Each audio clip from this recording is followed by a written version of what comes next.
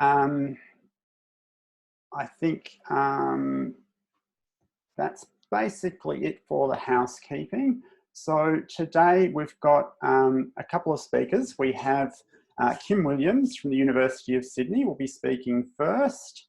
And after that, we have Anna Clatworthy from University of Melbourne.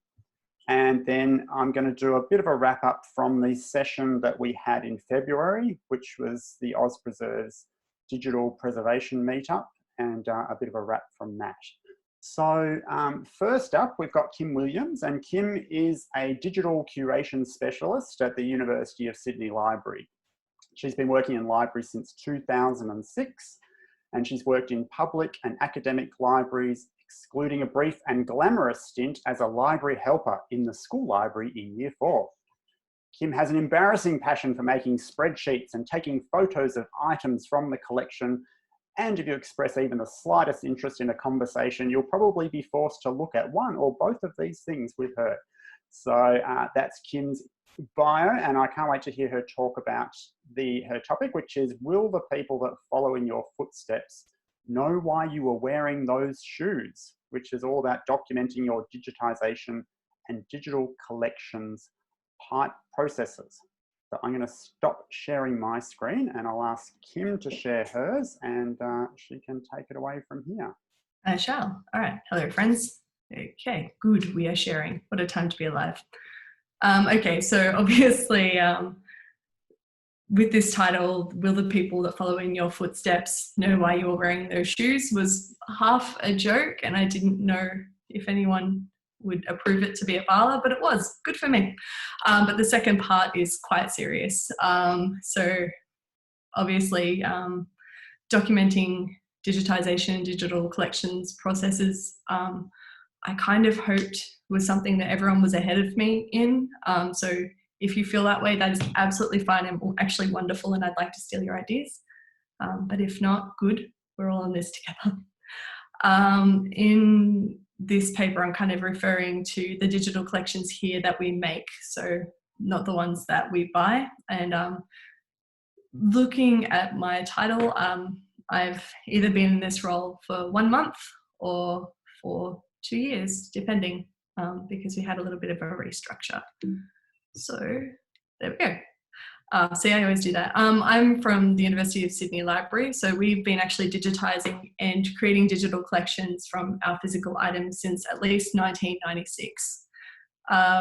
We were early adopters, and that's actually really cool to be a part of. So you may be familiar with some of the things we worked on with the State Library of New South Wales and independently, like, oh God, now I've forgotten what they all are, but they're there. You can Google them. Definitely I'll remember them by the end of this. 80 Australian Digital Collections, there we go. And that still looks like it did at the time. So yeah, we've got some work there. We've generally been really good at describing items and making them discoverable, but we've been somewhat less good over the past 27 years at documenting the why and the how. So this is shifting, as in the last few years we have moved to more of a project-based approach to the work. Or it could actually be that we've been fantastic at documenting our processes, but over time information's been lost as people kind of got new jobs, or we've had restructures, or people have retired. Even getting new shared servers has meant the loss of some content, probably. So the basic kind of purpose of this is to talk about what we're doing now to help the people who come after us so that they don't go through the same process that we have. So I'll kind of go into that. What I really want to set here is that change isn't a new thing, and that's okay. So as a profession, since at least 1974, we've been talking about the impact of shifting formats and external pressures to library services. This is my favourite quote in all of library literature. So those changes can come in with interlibrary loans changes, restructures, cuts to funding, technological innovations, development of new international standards. The changes have been people coming and going from organisations, roles and areas of expertise. This isn't new. I guess what I'm going with this is, like, how many of you kind of remember something that you worked on 10 years ago? Do you remember everything that you worked on? or agreed to do, the details of how you came to those agreements with other people. And I'm kind of saying this because when I was writing this paper, in full disclosure, I completely forgot this huge project that I was a part of in a previous role. I know that I made e-learning objects and animations that could work in iOS, which was a big deal at the time. But how I did that is completely gone to me. So they're currently reviewing that project, and I have no way of assisting them because me, when I was 23 years old, just cannot remember anything. Now I'm in my mid-30s. So basically what I'm saying is we need to accept change and forgetfulness as a fact, and we need to proceed with the expectation that we're not really going to be around. And even if we are, we may not have the capacity to remember exactly everything we did and why someone asked us to do it. So in terms of what we've been doing at the University of Sydney and how this paper came to be, in the last couple of years in this role, I've realised the power of documentation. In full disclosure, before this role, I kind of thought it wasn't a great use of time. I felt like it was slowing things down, and I was so wrong.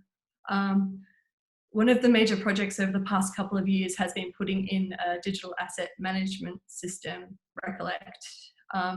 So as a part of the pilot for this system, we needed to be able to identify the extent of our digital collections, when they were created, what formats the files were, and the infrastructure they were hosted on, and so on. So basically, if we're relating it to this picture, because it's fun to do that, how many sheep we had, how old they were, when they'd last been to the vet, whether we'd made an agreement with the next farm over about where they could graze, and their lineage. And yes, in case you're wondering, I deliberately made this screenshot of an Excel document so small that you can't read it. And that's because I want you to listen to my voice. It's moderately soothing, and we can have a chat about this afterwards. And I just didn't want you to be like me, because I'm naturally very nosy and I want to know what's on everyone's screens. So after we did the audit, we realized, swear words, there is more work to be done. We began to realize that we needed to clean up from our sheep. The fields needed some work, and there was work to be done about metadata tidying. Some collections should probably be redigitized, which is totally a word, don't look it up. We needed to be able to identify the collections where licensing could be relaxed, because we'd had a passion for declaring items that were out of copyright to be in copyright and owned by us. So we formed a digital collections collective, because we're great at naming things, from across our division, with members contributing information like collection use statistics, which were harder to gather in legacy repositories than we'd realised, any known partnerships or agreements that were put into place to create the digital collections, licenses for these collections, and recommendations around whether we should keep, update, or discontinue the collection. So these two activities led us to realise that we needed to formally record this information as the collections were created and items were digitised, to basically avoid ever having to do that again is the goal. We needed to put in systems and documentation in place to ensure that any future review would have, oh no, I've accidentally gone to Twitter, well done me. Oh good, very good, very, very good. Lost my place, haven't practiced this presentation, deeply sorry. Very, very good, wonderful. Don't know how to make that go away. Very sorry about that. Yes, so we basically wanted to have a place where the licenses for the collections could go so that we wouldn't have to backtrack it again, because we did have MOUs or agreements with other parts of the university, but also external. So the State Library of New South Wales, we had agreements with developing some collections, and not a lot of formal documentation about that. Basically, we recognise that this sort of thing isn't like a traditional book. You can't come back to it and catalogue it later. A lot of the information around the item is created when you create the item. So we now have a digital asset register, and hope that as long as we keep it updated, we're going to be reducing the likelihood that any future people who move into the role where they're managing the digital collections shouldn't have to do what we did. There we go. So the next major undertaking was writing a formal digitisation framework, which would assist us in prioritising and planning the library's digitisation activities by providing prioritisation principles. We then lean on these when assessing whether specific digitisation work should proceed. This document goes through responsibilities, risk management, related documents, and strategic aims for digitisation at the library. We'll go into this more, I promise. So basically, I don't know, I'm guessing everyone else who's ever made a digital collection has been asked, how do you choose? And that was a great question. So basically the question that kept coming up when we had people visit us, or people came to visit from within the library even, to talk about what we were doing, how do you choose? So it's a fair question. We're very lucky and have a large and quite diverse rare books and special collections collection. We were fortunate enough to know that the University of Wollongong had developed an assessment tool, but decided we wanted to build on this and add further criteria that met our own priorities and strategic goals. So I built this Excel assessment tool. It's not glamorous, but it works, which marks proposed collections out of 100. It's designed to be saved as a PDF, obviously as it's a long-term preservation format considered by most places. So this is an example of a successful project, which was proposed by our East Asian librarian in partnership with an academic. So we wanted to make it accessible. So this is what the project would have looked like if it had been unsuccessful or if it had scored lower. In full disclosure, I put a totally fake and made up lower number over the top of the successful one, because I don't want to show an example where someone failed, because I want people to keep using this. And showing a room full of strangers an example of someone's failure doesn't feel like a great way of doing that. Okay, so I've shown you the first half of the assessment tool, the part that defines the scale and has a summary. But what about the rest of it? So how do we break down the score? Okay, so first we look at whether it's being digitized elsewhere. So this is the content part. Is it geographically or historically relevant to the university? If we digitize this, will we be making it more accessible? Does it fit within our collection framework? We have a new one in draft at the moment. If we have sufficient information to create minimum metadata. So this is an example of some mushroom watercolors in our collection, which are completely unique. And we have mushroom researchers on campus, and we know that there's other geographically kind of distributed examples from this artist. So this is one of those from our collection. The next thing we look at is the physical nature of the items. So whether we need to protect it from manual handling as it's rare or fragile, if we can economically and accurately digitize the item, if digitization isn't likely to damage the item, if the processing time isn't unreasonable. So this is Chinese Theatre Monthly, which was the example at the top of with the circle. So this is that successful example. It falls under the physical nature because it's both very, very popular and very, very fragile because it was printed on really cheap paper. We're also we have the most comprehensive collection of these in the Southern Hemisphere to our knowledge. So the next thing we look at is need. So there's a demand for this to be digitized, and it won't mean duplication of existing digital collections. There's a potential audience for it. It's not just that I think it's cool, though that is a totally legitimate reason. We'll be widening the publicly available information by digitizing this. It'll mean a research opportunity or an opportunity for us to try something new. Digitizing this will mean we can reunify or repatriate items or collections. So this is an example of need because it's one of our medieval fragments. What we want to do is contribute to the fragmentarium, which is kind of really, I don't know if you guys have heard of it, we'll just briefly describe it just in case. Basically, around the world, people digitize their medieval fragments, upload them to the fragmentarium, and other people try to piece it together or kind of get more information about these bits and bobs. It uses IIIF, which again, just in case anyone doesn't know, International Image Interoperability Framework. And when I say fragment, I mean it's been mutilated, which means it's been cut from a book and separated. It was a passion of people at a time. You can still buy them where they would get the medieval manuscript, cut off the spine, cut off the covers. Don't need those, get rid of those, cut it up into little bits, sell them on the market. And so you have these manuscripts that are now all around the world and end up in odd places like the University of Sydney and others. I know we're not alone.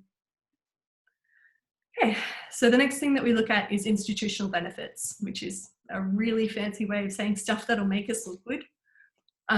So will it create an opportunity for an external partnership? Will it raise institutional prestige? Can we use this for teaching or research work at the university? Sometimes it's the library that's the institution. So this is an example of an item that was selected by a University of Sydney arts researcher.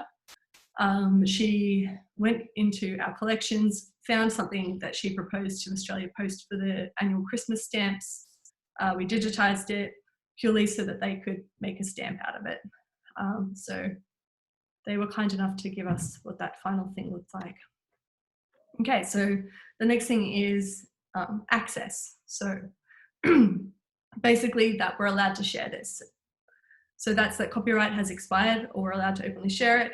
There aren't any restrictions that need to be translated to a digital file, and we don't need to go through and redact anything that would take away the meaning of the object. So altogether, it looks like this. I've added some shoes to spice it up. Basically, it goes through and you score everything individually and come together with something that you could show an executive or someone who may not have a lot to do with collections to say, hey, you should give me a bunch of money and let me digitize this thing because I've thought about this and it's actually going to be good for us. Excuse the Australian Shepherd in the background. She will probably start bouncing around soon. Okay, so that's it. You've got the thing approved. What do you do next? I know we're not alone in this, but we're actually moving a lot more to project-based approaches to work. So with the assistance of our new digital projects and programs manager, Chris Sampson, who is the best person I've ever met, she has a background in project management, and our approach to digitisation projects has improved massively as a result. At this stage, I know it can feel like it's slowing you down, having to write project documentation, again, deliberately so small you can't read it, but I promise you that it's worthwhile and it will save you so much time moving forward because you can reuse these processes that you're developing.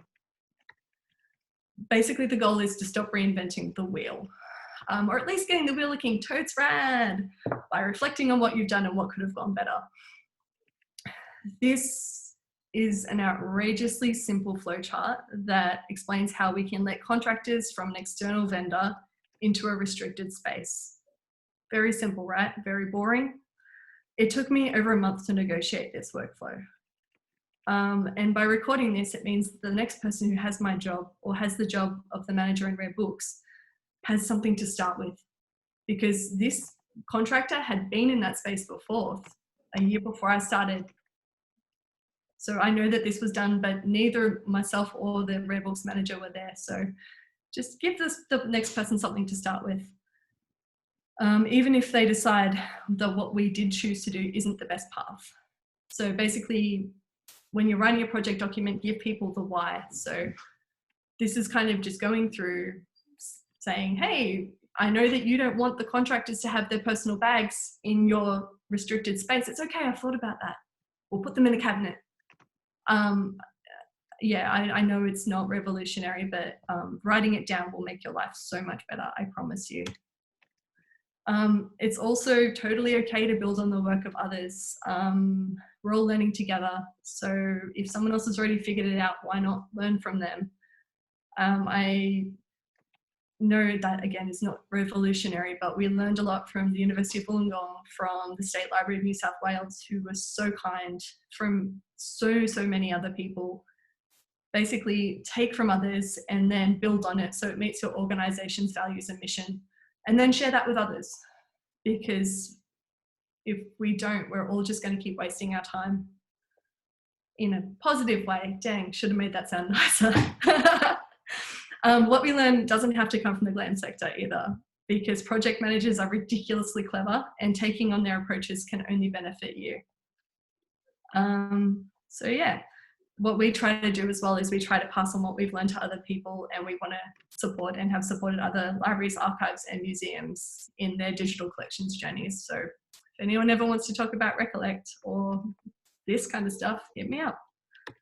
But when you're writing these documents, one thing that is super important is context. So the need to write your documents as if the audience is an unknown person who is reading what you've done years later, because there is a language of a place.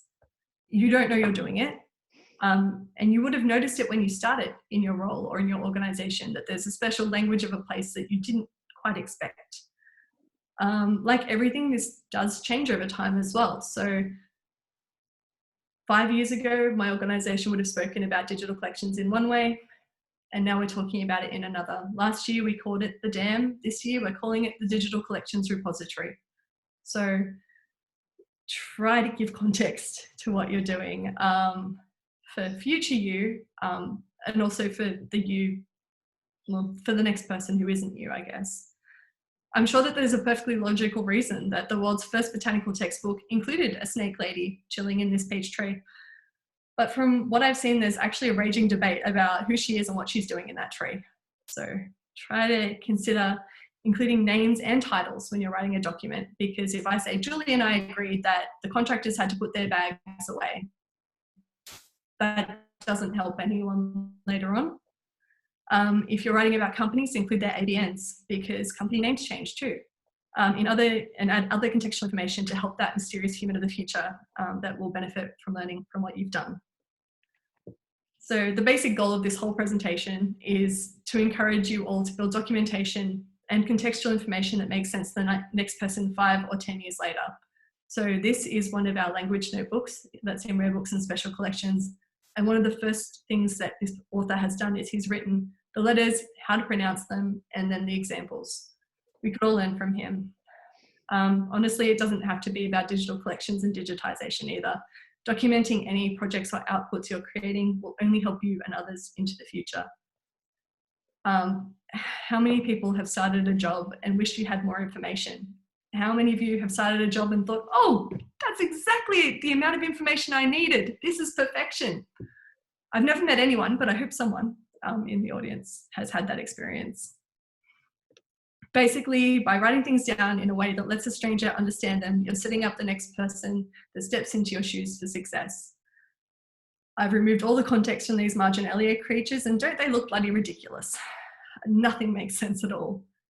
What we need to do is to build a scenario where a lot of our hard work will be recognised.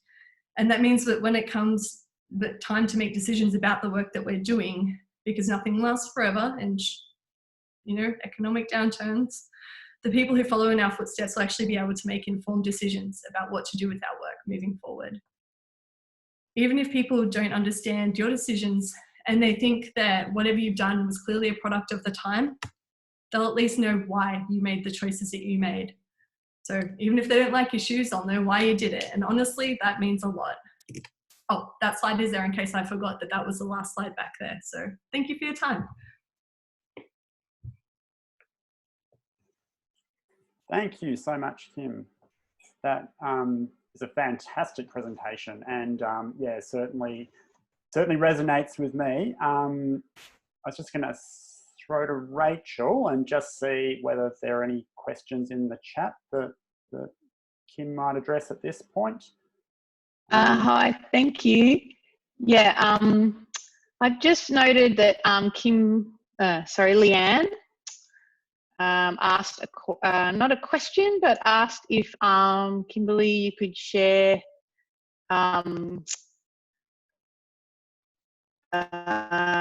when you were talking about failure, Leanne just commented, no failure measuring allows us to improve. I'd love that as a tool if you can share, Kimberley. So you mean the time when something didn't go through? Yes. Yeah, no worries. Let me turn off sharing for a second, dig around in my L drive and show you. The evaluation document, sorry. Yeah. Leanne just said, yep. Actually, wait, will I be able to just, okay, let's just go in here. So I kind of don't want you to see the shame of my Dropbox, but okay. I know that I have one where I was like, oh, we should do the VHS collection, but also they hadn't been audited in any way and included things like looking for our brandy, which is a hard sell to digitize because anyway, so I'll try to look for a personal example of a failure. If you guys want to, God, where did I? That's right, it's in the L drive and I'm not on the Thing yet. Okay. Really should have thought about this. Every other time I've done this, I've been like ready to show all of my terrible failures. That's all right. Okay. We could also come back to that at the end. That's true. Yeah, we can circle. Get your hands on it right now. So anything else, Rachel, or should we move on? We may have some time for questions. We can move on. Yeah, there were no other questions as far as I can see in the past. I don't know if anyone has any new ones, but yeah, thanks. No, thanks. So I think, yeah, we'll move on to Anna Clatworthy, who Anna is the new manager of the University of Melbourne's Digitisation Centre. And so in that new role, obviously everything was perfectly documented. So, you know, none of the previous talk applied at all to the University of Melbourne. But she is currently enjoying the unique challenge of running the Digitisation Centre from her kitchen table. So previously, Anna was the Digital Collections Coordinator at the RMIT University Library, where she was implementing and managing digital asset management and preservation systems. So today, Anna is going to talk on how you run a digitisation centre when you can't digitise. So Anna, if you can share your screen and take it away. Thanks, Peter. Let me just make that work. And thanks, Kimberley, for a really, really interesting and useful presentation. I'm definitely going to be emailing you later for some help. So hi everyone, I'm Anna. You might have met me at Australasia Preserves in February. Do you remember back in that time when we were allowed to be in the same room with other people? It was great. And I am the manager of the University Digitisation Centre, known as the UDC, and also Digitise Collections at the University of Melbourne. So my presentation today is what can a digitisation centre do when we are, as official university communications direct me to say, operating in a limited capacity until further notice. We're working from home, can't digitise. What do we do? To give you a little bit of info about the UDC, especially if you didn't come along for the tour in Feb or if you're interstate. So apart from me, we've also got Sylvia, who's our team leader, digitisation projects, Stacey, a digitisation officer, Adrian, also a digitisation officer, and Ben, our digitisation technical support officer. And the image on the front is one of Constantinople, so you know.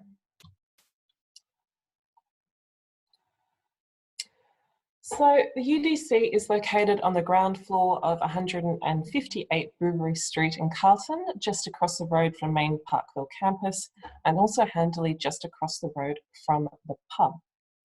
Our remit is to digitise the University of Melbourne library and archives materials to support research, teaching and learning by the university community. We also offer self-service digitisation options, training and advice for staff and researchers around digitisation. In our workplace, we have a variety of equipment, some of which I found photos of, thanks to Sylvia, from the Big Z, which is our Zoichel book scanner, to many, many document scanners, to a new map scanner, and also including various photography setups, including Hasselblad and Canon cameras. Normally, the team would spend anywhere up to 90–95% of their time working with the physical materials and the digitisation equipment. And slotting in sort of post-scan processing, client management and other stuff like assisting self-service clients and running tours or workshops, kind of in around all of the digitisation work that we were doing. To add to the complications of our current situation, I only started at the university as in this current position on the 4th of March. So as I took a day off in there to get married, I had about 12 full work days before we got the work from home directive, which started at midnight on the 24th. I was allowed back in for less than an hour one day to pick up some stuff.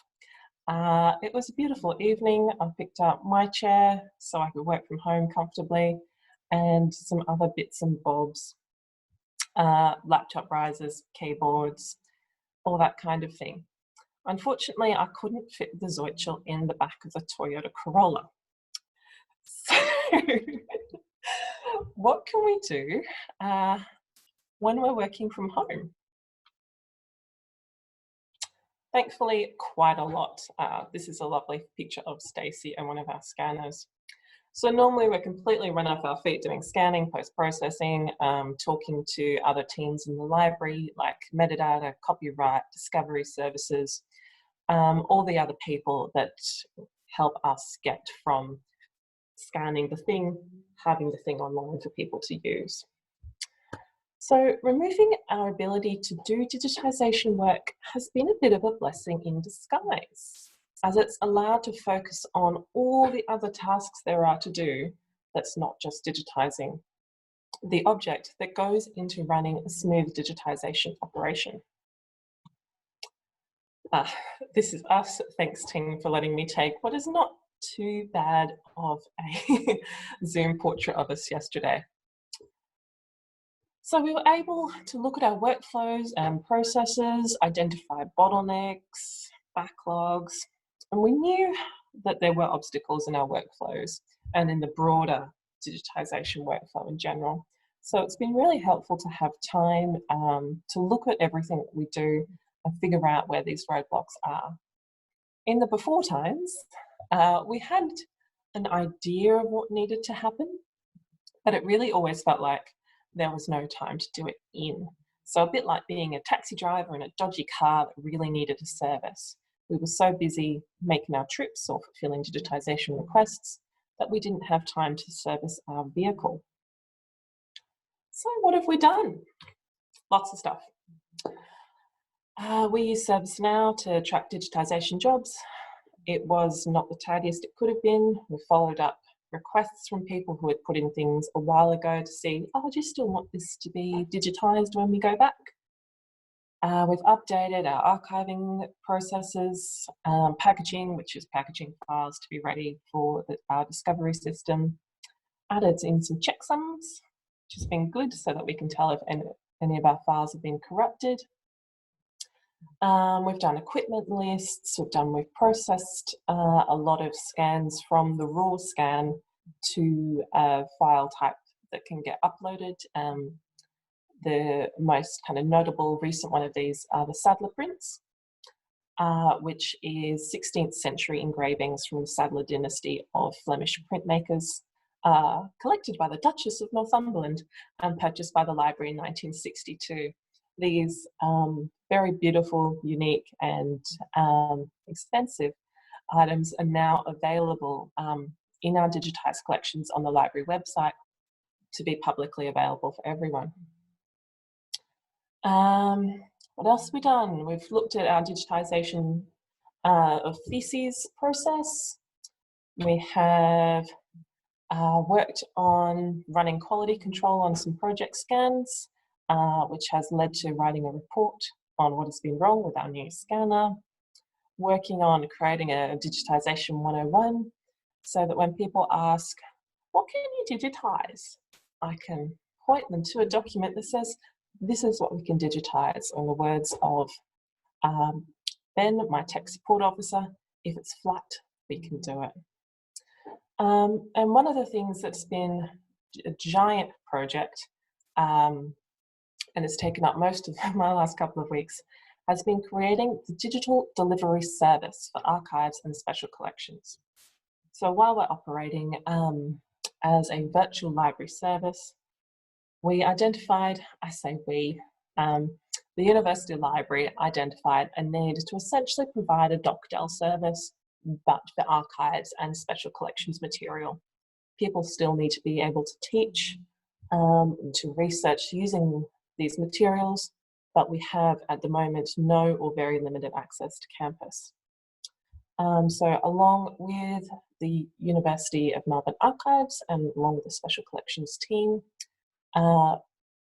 we have come up with a digital delivery service which will include those two teams and the UDC working to make items available for people who cannot come into campus and look at the things themselves. We've also worked on client communications, digitisation project tracking, particularly around valuable objects. When Kimberley mentioned walking into a new job and everything is kind of there in front of you and you're never horrified by anything you learn several months in, learning that sometimes we have librarians walk items over from the main campus to the Digitisation Centre because we have no way of knowing where they are otherwise, was one of those ones that gave me just a couple of palpitations. And finally, I've just had a lot of these ones, a lot of Zooms, a lot of talking about what's in my background, a lot of people meeting the cat, because I've been new. I got to meet about 5 people in real life and then got stuck at my kitchen table. We have quite a few tools and tips. You're working from home. I don't know about everyone else. I had worked from home maybe 2 half days before in my life. And we've found a couple of different things have been really, really helpful in keeping us engaged and happy and connected and all of those kind of things. So instead of me walking from my office over to someone else's computer station and asking a question, we've been using Slack. Instead of a whiteboard with post-it notes, we've been using Trello to keep track of what everyone's doing. Of course, we use Zoom to have chats and to have our meetings. And crucially for my team, we've been operating using our work computers via remote desktop. So when we left the office, everything was turned on. Everything was left on rather. And then we were able to keep on using those because we've got massive image files in our shared drives. Getting those through our home internet connections was going to be a big problem. Using our database that lives on a computer at the office was going to be a big problem. So it's been really, really useful for us to be able to use our work computers essentially through our home laptops or desktops. Otherwise, my top tips are daily social catch-ups. Every day at 10 o'clock, we all sit down together and have a gas bag. Today it was, as it often is actually, houses we can't afford but would like to buy. Here are some domain links. Pets help if you have them. They're good to talk about and they're good to hang out with you. I take walks. I'm lucky enough to live in Fairfield. I walk down to the river every day, take lots of breaks. If you don't have a pet, but you've brought the work plants home, just looking at them and having a little bit of a contemplate about how big they've grown is super nice. And also, I like to have lots of plants and flowers around. Oops, there we are. From left. I'm going to get this wrong because I always get Ben's cats wrong. Rummy or Michelle. In the middle is my cat Vivian. Rummy or Michelle is the other black cat. And Stella is the grey cat, who is my friend. I'm not actually sure what Adrian's dogs are called, but they like to help during work. And both of my cats like to be part of the action. And that's all from me. I hope that was both helpful, informative, and entertaining. And I will hand back to Peter. Thanks, everyone. Thank you very much, Anna. That was really interesting, and yeah, great to see all those pets at the end there too. I think Did everyone see the pets in real life? Hang on. They've, for some reason, it's winter and they've decided to like to sit on the table with me. So here we are. One and excellent. Two. Rachel, are there any questions about Anna's presentation?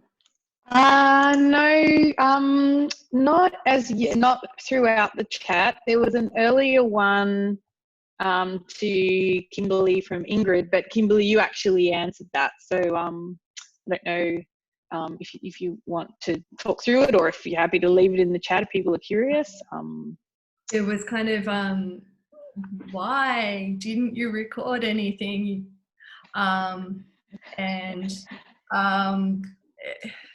So there's a chance that it was recorded, but it's the where that matters as well as the what you write down. So in full disclosure, I didn't put this in the chat. I did inherit 2 manila folders of printed out meeting agendas from 1996 onwards, not the minutes, but the agendas. So I can kind of piece together some of the stuff. But there's been, I think, at least 2 or 3 organizational restructures. And obviously, sometimes when you leave in that circumstance, you are not particularly inclined to hand over your documents if it's on your personal drive. So, yeah. I like to write things as if I might, well, I say turn evil, but these people weren't evil. But I like to write things as if at any moment my like evil supervillain moment could happen, and that people who come after me might want to, you know, piece together why I made the choices I made. God, I've got to stop making jokes when I'm nervous. It's awesome. I think probably in the interest of time, we'll just we'll move on. I know some people have a Fair Data 101 session to get to after this, so we'll get moving. And I'm just going to talk about the session that we had in February. So yeah, that Anna mentioned and that Kimberley was at, and quite a few people here I think were at.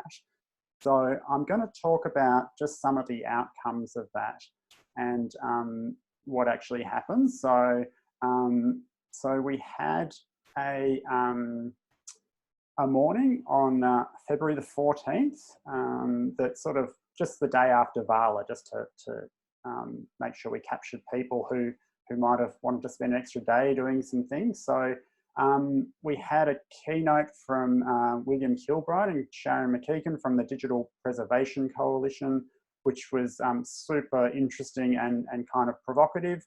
We had some really awesome lightning talks from a bunch of people around the country. Of course, we had cake because it's Oz Preserves, and it was the 2nd birthday of Oz Preserves. And then the thing I'm going to talk about next is the breakout discussions. So we did those in the room and online, and there are videos available of this and the slides from those lightning talks as well. And I'll share these slides as well at the end of this, so you'll be able to get the links for those. But just to go to the breakout sessions and what happened,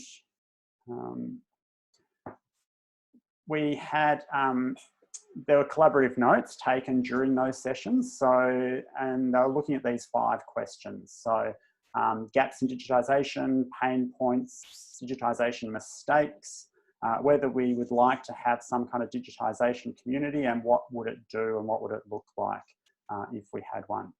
So first of all, the gaps in digitisation workflow.